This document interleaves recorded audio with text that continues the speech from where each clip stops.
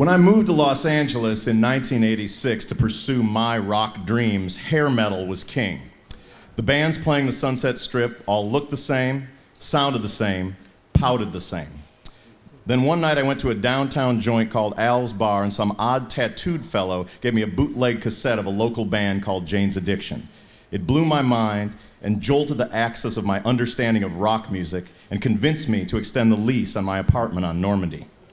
I had never heard anything like it. It was like a punk rock Led Zeppelin. Jane's provided all the testosterone-fueled guitar riffage that my suburban upbringing required, but mixed it with gorgeous acoustic songs and an underground artistry that was completely original and completely awesome. They didn't look or sound like any other band in the history of rock, and within a short period of time, they absolutely owned this city. I found myself sneaking into Jane's rehearsals, sitting on some nasty carpet in the corner, wide-eyed with wonder.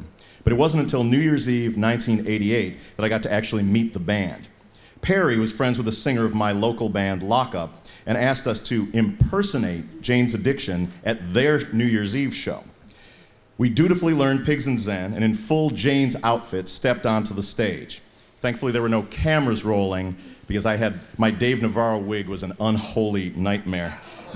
In the dim lighting, the crowd went wild. I'd played a lot of rock shows, been to a lot of rock shows, but I'd never seen or felt anything like this. It was like grabbing a live power line with 1,000,000 volts coursing through it. People didn't just love this band, they believed in this band and were ready to go apeshit. We played a few minutes of the song, the lights went out, the real Jane's Addiction came on, and I went back to my apartment on Normandy. But I vowed that night that one day I was going to be in a band that felt like that on stage. It's fitting that Jane's Addiction are being inducted into the RockWalk on Sunset Boulevard because Jane's are a quintessentially Los Angeles band. From the Doors to X to the Chili Peppers, Guns N' Roses, and later Rage and System of a Down, they're a band that could have happened nowhere else and a band that sounds like the city in which they were formed. You can hear the violence, the drugs, the beauty, the ocean, the hope, smog, fear, and redemptive power of our city in Jane's music. And while, like all the best bands, Jane's Addiction are greater than the sum of their parts, each member of the band is extraordinary in his own right. Stephen Perkins' tribal whirlwind of drumming and his great sense of dynamics propelled Jane's music into directions other bands could only dream of.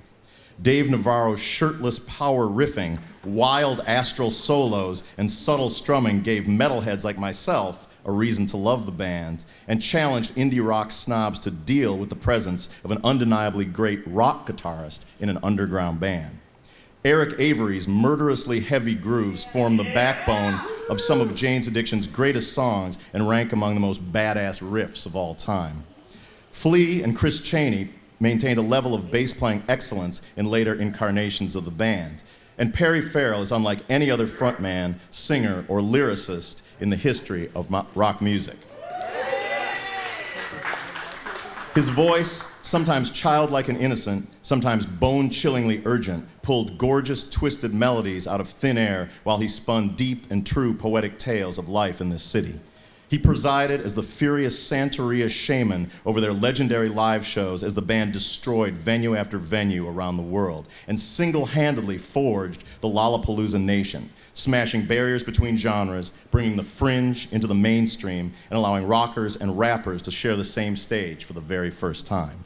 Nirvana often gets credit for being the first alternative band to break through, the band that changed music and led rock out of the hair metal wilderness of the 1980s. That's just not true. It was Jane's Addiction. Inspiring, intelligent, furiously rocking, and artistically deep as fuck.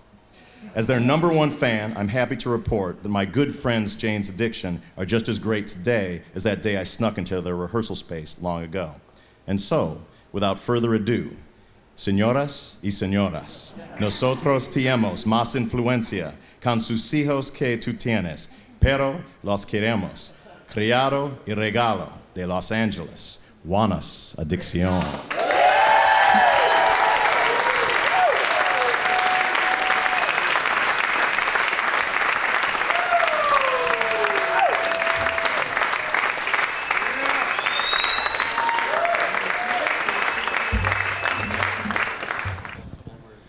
Well, the first thing I want to say is, Tom Morello, that education you got at Harvard really paid off.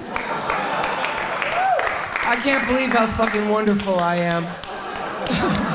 You make me sound so damn good, I don't need to look in the mirror ever again. Just play that over and over every morning.